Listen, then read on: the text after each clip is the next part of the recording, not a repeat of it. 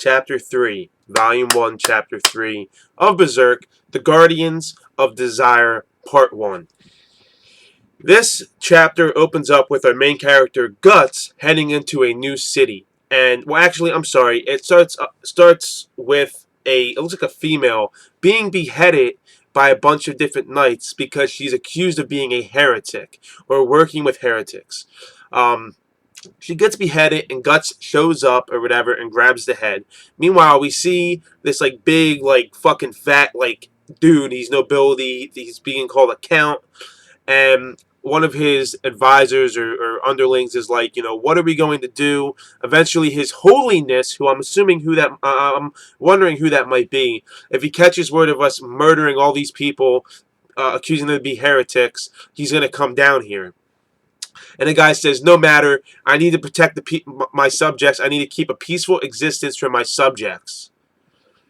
Meanwhile, Guts is holding the head, and Guts, throws the head up to this guy, and he catches it. And on the fucking person's forehead is a brand of sacrifice, just like the one on Guts' neck.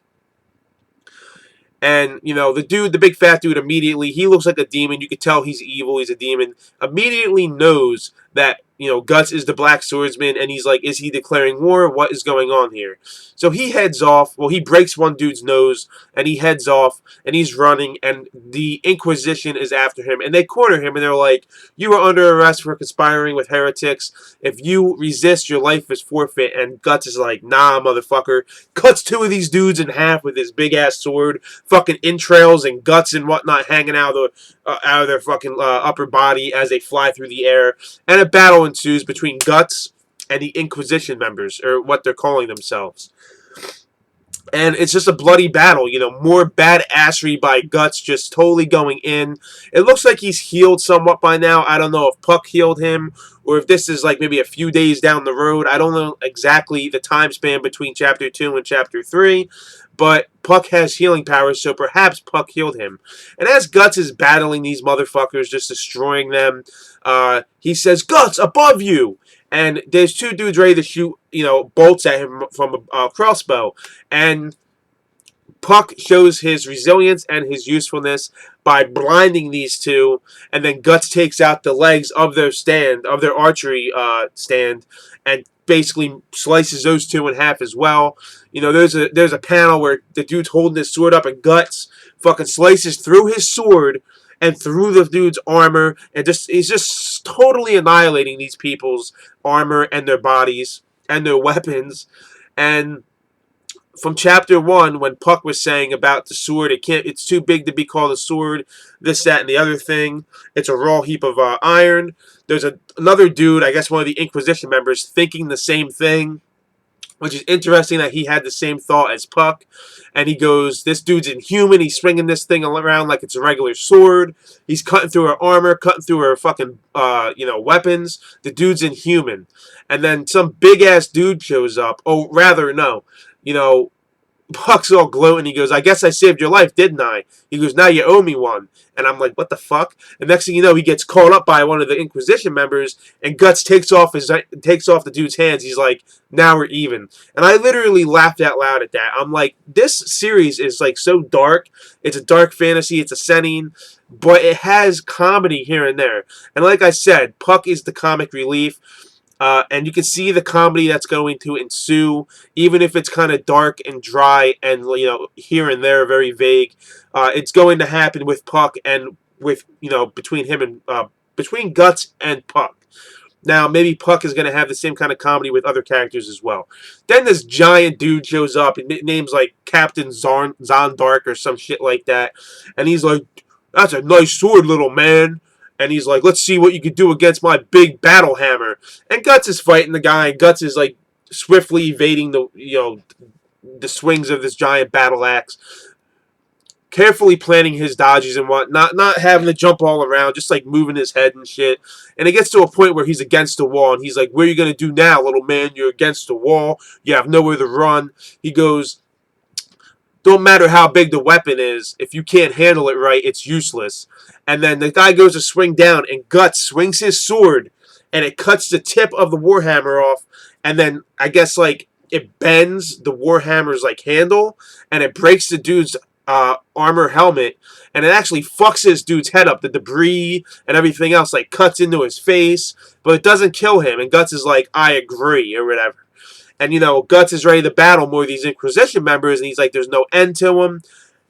And then we get a dude in, like, the sewers. He throws some smoke bombs. He's like, this way, and they leave or whatever. This guy's leading them to, I guess, his secret, like, place. We see some of the, you know, civilians closing their windows and stuff, and Puck's like, how unfriendly. And this new character who's kind of all bandaged up says, you know, it doesn't matter if it's friends, family, acquaintances, whatever. People here in general are feared because you can be accused of being a heretic at any possible time. And if you relate yourself with any of these people, you could be accused of conspiring with a heretic. So they get to this dude's like secret laboratory, and there's like all these like things in, like, it looks like fetuses and organs and whatnot in glass jars. Puck's like, what is this? Like a secret lab or some shit like that. And one of the jars gets put down, and there's another elf in there. And we find out this guy was a physician in the town, and this dude, basically, this count, is a demon, we learn, which we pretty much already knew. And he butchered this physician guy. You know, he took off his leg, he took off his like parts of his face, and he ate it because they like human flesh. Guts at one point was like, kicks him down and is like, I'm asking the questions, don't ask me questions, you know what I mean? And Puck's like, did you really have to kick him? And that's when we see his leg is missing, his face is all butchered up.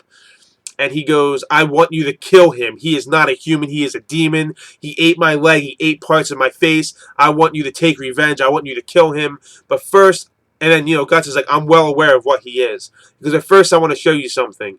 And basically he opens up this secret door, and we see this weird looking egg thing with like two faces, like a nose and eyes, and the nose and eyes on the other side. And Guts is shocked to see what he sees. He's actually surprised.